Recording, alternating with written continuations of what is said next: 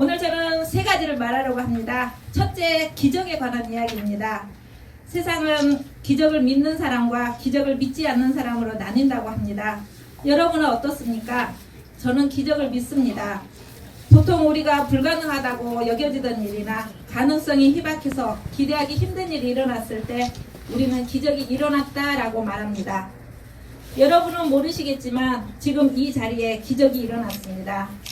저는 명리학을 공부하고 상담을 시작한 이후로 사람들과 교류를 하지 않고 살았습니다. 점심시간이나 사무실에서 사람을 만나는 일 이외에는 밤시간에 거의 집 밖에 나가지 않는 생활을 해왔습니다. 오직 공부하고 상담하는 일에만 집중해 왔습니다. 밤시간에 밖에서 시간을 보내면 체력이 약한 저는 몸과 마음이 많이 피곤해합니다. 그러면 그 다음날 정신도 맑지 않았고 상담을 하는데 피곤해서 집중할 수가 없었습니다. 그래서 될 수 있으면 집에서 쉬어주려 애써왔습니다. 사무실과 집만 오가는 생활을 10여 년 넘게 해온 것 같습니다. 그러다 보니 차츰 불러주는 사람도 없어지고 정기적인 모임 하나 가지고 있지 않습니다. 이혼을 했으니 시댁 식구들이 있는 것도 아니고 전국에 흩어져 살고 있는 동생들과도 자주 만나지 못하는 생활을 하고 있습니다. 사람이 많은 도시에 살고 있지만 저희 삶은 외딴 숲속에 따로 떨어져 살고 있는 것과 같은 생활입니다. 그런데 출판 기념회를 해야 한다는 말을 들었을 때 떠오르는 사람은 대여섯 명 정도밖에 되지 않았습니다. 우리가 살면서 결혼식이나 장례식 등 사람들이 모이는 행사가 몇 있습니다. 출판 기념회라는 행사는 오로지 저자의 인연이 움직여야 하는 행사라고 저는 생각했습니다. 내 출판 기념회에 누가 올까? 전혀 상상이 되지 않았습니다. 그래서 출판 기념회라는 행사는 어떻게 하는 것인지 며칠 동안 연구해 보았습니다. 인터넷에 올라온 사진들을 검색해서 참석 인원을 하나하나 세어본 결과 정치인이나 회장님들의 출판 기념회를 제외한 일반 저자들의 출판 기념회 참석 인원이 평균 30-40명 정도였습니다. 제게는 30-40명이라는 숫자가 너무 높은 벽처럼 느껴졌습니다. 그래서 처음에는 출판 기념회를 포기했었습니다. 제게는 상상할 수 없는 행사라 여겼습니다. 그런데 오늘 이곳에 참석한 인원은 60명이 넘습니다. 오늘 제게 기적이 일어난 것입니다.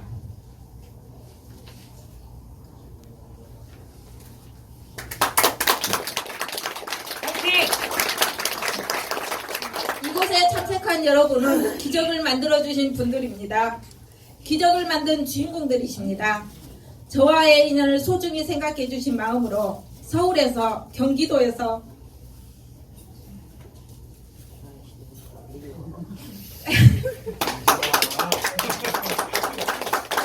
강원도에서 전라도에서 창원에서 부산에서 한달음에 달려오셨습니다. 저 하나 보고 바쁜 주말 시간에 귀한 시간을 내서 이곳을 채워주신 마음들이 기적이 아니고 무엇이겠습니까? 감사합니다.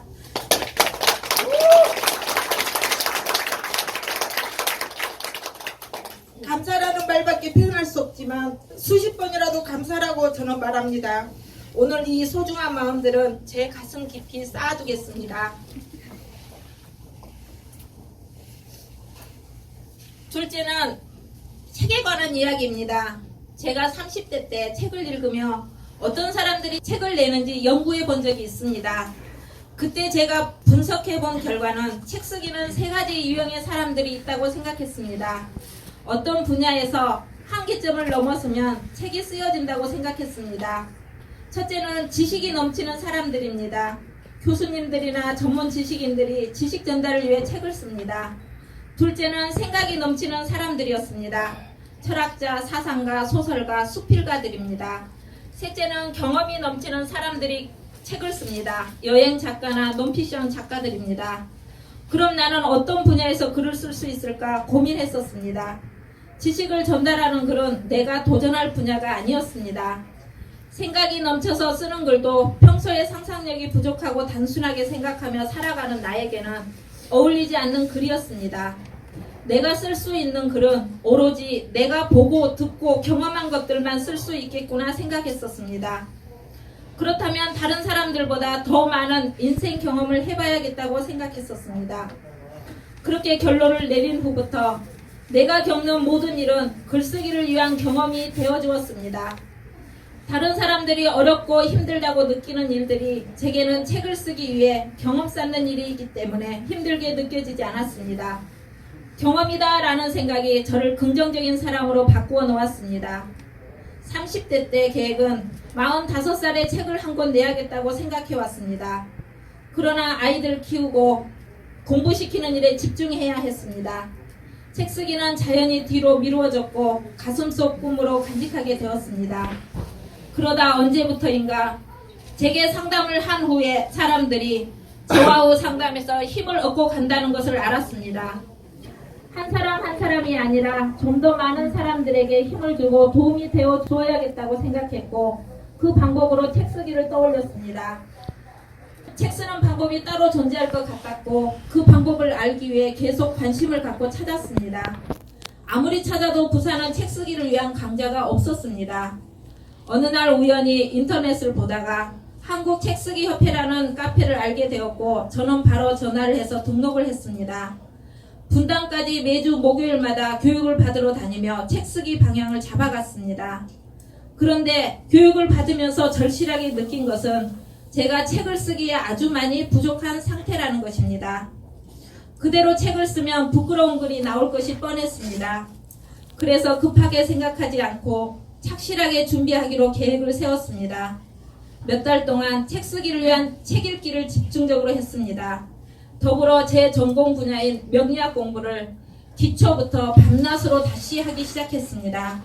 그러면서 꾸준히 글을 모았습니다. 막연히 꿈꿔오던 일이 지난 1년 동안 집중적으로 이루어졌습니다. 지난 1년 동안 참 열심히 노력한 것 같습니다.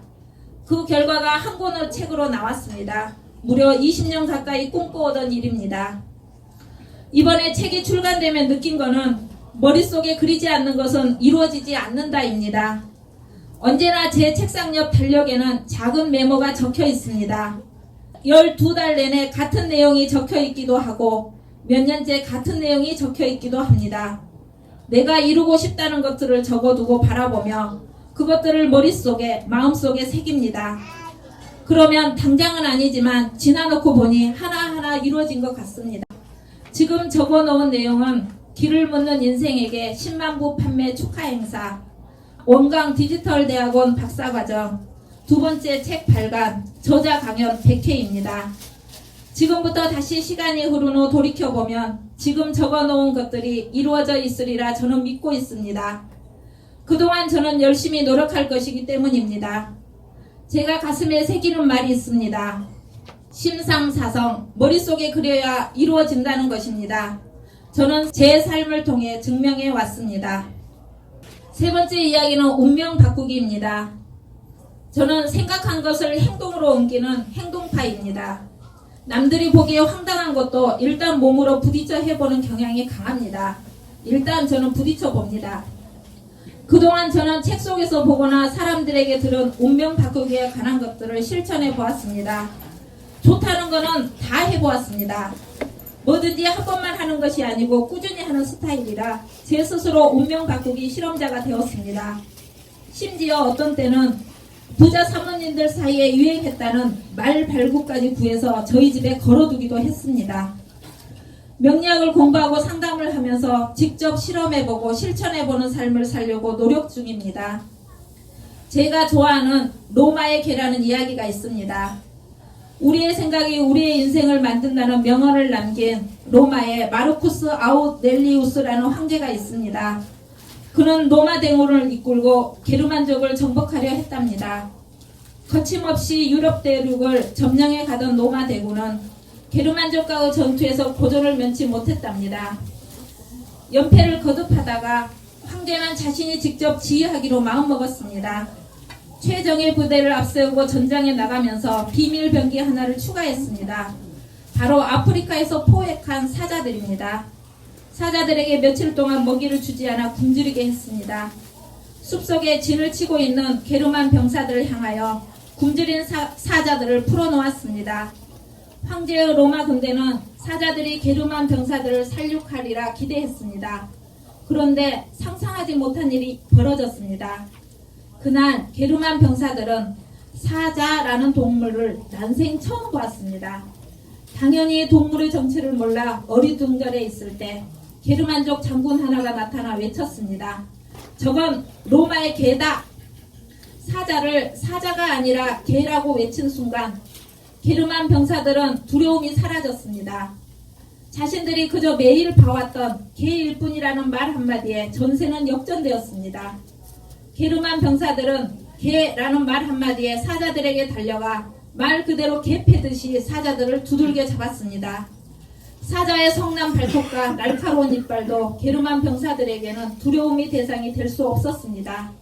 로마 황제는 사자를 개 패듯이 두들겨서 몰살시키는 모습을 통해 사람의 생각 하나가 행동에 얼마나 영향을 미치는 것인지 깨달았다고 합니다. 저도 2년의 지하도 생활을 하면서 어렵고 힘들다는 생각보다 나에게 수련의 기간이고 경험의 시간이다라고 생각했었습니다. 제가 지금까지 살면서 지하도 길거리 생활을 할 때만큼 매일매일 감사일기를 쓰고 사소한 작은 것에도 행복해 한 적이 없었던 것 같습니다. 그때는 정말 매일매일이 기적의 날이라고 생각했었습니다. 저는 상담을 하면서 명리학 공부를 하면서 사람의 생각이 얼마나 운명에 영향을 미치는지 확인할 때가 많았습니다. 로마 황제의 말처럼 우리의 생각 하나가 우리의 운명까지도 결정지을 수 있고 지금의 내 생각이 내 운명을 이끌어간다고 확신하게 되었습니다.